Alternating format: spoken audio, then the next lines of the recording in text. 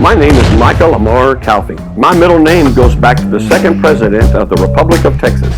I am a fourth generation native Texan, and my name was handed down to me from several members of my family. My grandmother was the latest before me to have the name. I am not a historian with letters after my name. I am just someone who is curious about the history of Texas you don't often hear about. I'm not trying to tell you everything there is to know about a place or an event. I'm just hoping you will get a taste and then yearn to visit these places yourself to learn more.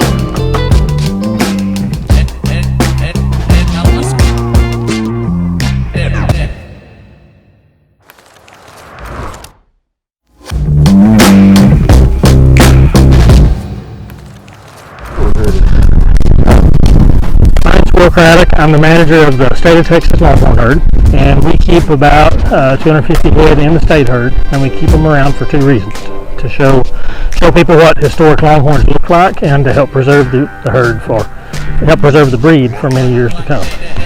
The basics of this: we've had the state herd here at Fort Griffin since 1948, and we keep them here and a number of others.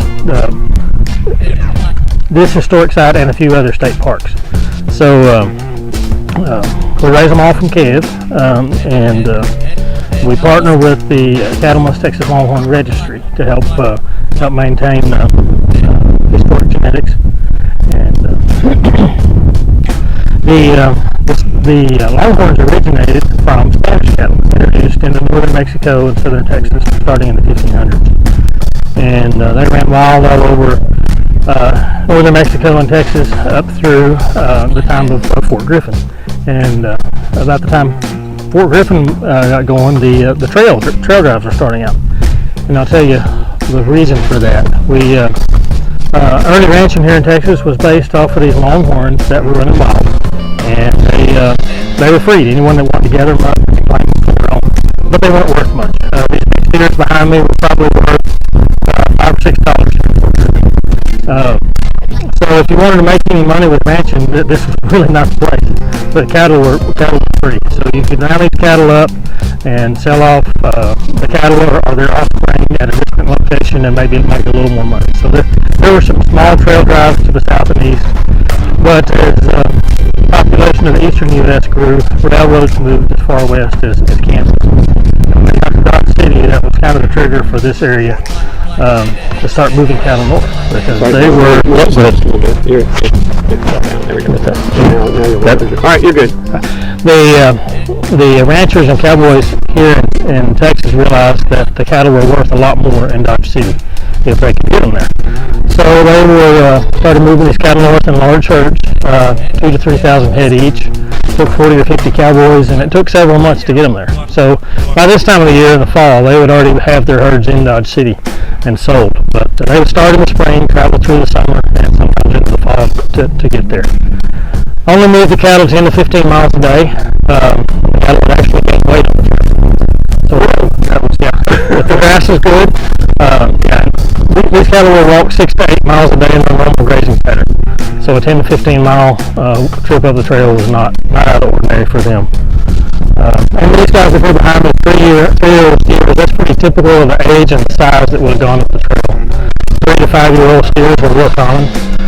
But there were also herds, mixed herds of kids, a little bit of everything. And not everything was going to Dodge City to be sold for beef. A lot of cattle went on up through the Great Plains to be sold to other ranches and to stock those ranches. We think somewhere between 8 and 10 million cattle were at the Great Western Trail. We are standing directly in the middle of the Great Western Trail today here at Fort Griffin. All the trails combined out of Texas, we think more than 20 million head of cattle. It's the largest movement of cattle in the world ever. We have not moved that many cattle that far that quickly, and it was all done with cowboys on horseback. And it's pretty much all Longhorns, pretty much? Yes, up until the probably late 1880s, it was all Longhorns, and then we had a few other breeds get mixed in right at the end. There were some Griffin and some common type cattle mixed in right at the end, Indicus type cattle. But yeah, for the most part, all the trail drives were Longhorns. And one of the neat things that as the trail drives progressed, the ranchers brought money back to Texas and helped build their ranches and communities. They did a couple of things. This was right in the Civil War. Texas was pretty poor, didn't have a lot of industry, a lot of jobs. So it really helped Texas out, kind of helped it recover from the Civil War. And it also made our ranching industry, basically made it what it is today. The reason is a lot of our western states still have a lot of public lands because they were never purchased. Texas doesn't have any public land because the ranchers bought it all. Most of it they bought with money from the trail drives. Wow. Yeah. Or they received it for doing something for the state of Texas or for the Republic or something like that. Building the Capitol. But they also had to fund. Huh? They also had to fund that, and that was other activities were funded. Yeah. From now, the fort was established in 1867, but the first big economic boom for the fort and for the flat was buffalo hides. Yeah. And when did the cattle trails herding take over from the buffalo hides? Let's see, the first really big cattle drives were about 1865. Oh, really? Yeah, and they went through, 18. But I mean, here, the Great Western.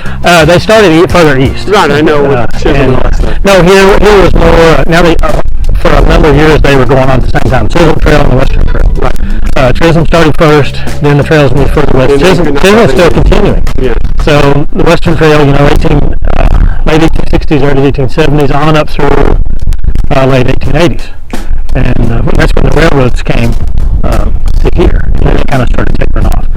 And then the Eastern Trails closed first because of more development, and this was one of the later trails. Trains got to Dallas and Fort Worth before they got to Albany. Oh, right, yeah. Okay, but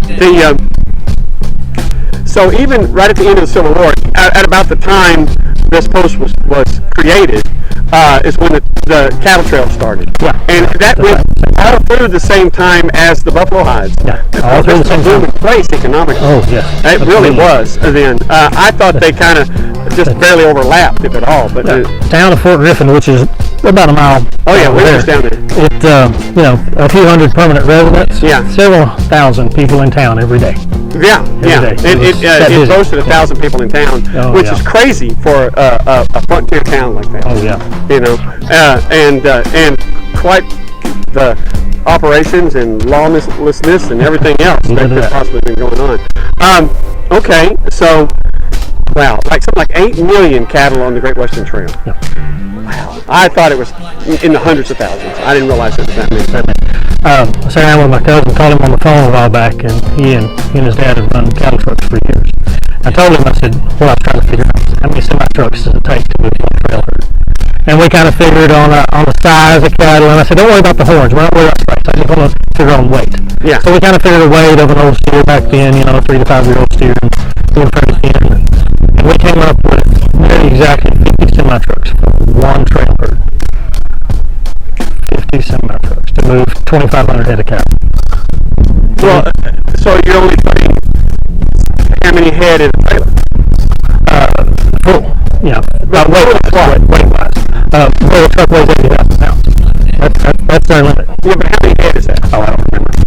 We went through just to get the total number of trucks to figure out how many trucks it would take to get. But in a trailer, I mean, you could get a dozen head or something like that. Oh, I'm talking a semi-truck. Upper, lower decks. Oh, okay. We're talking, 40, 50 head or something. Oh, okay. So we look at 2,500 head. Well, it was, let's see, that'd be about 50 head because 2,500 head and 50 trucks. So, but 2,500 head on a drive was kind of average, wasn't it? It was, yeah. That wasn't a big drive. No, it was not. And that was, there'd be 3 to 4, all through the spring and summer, there'd be 3 or 4 of those herds camped right around here at any one time. Yeah, watering up on the river and everything else. Can you imagine moving that many?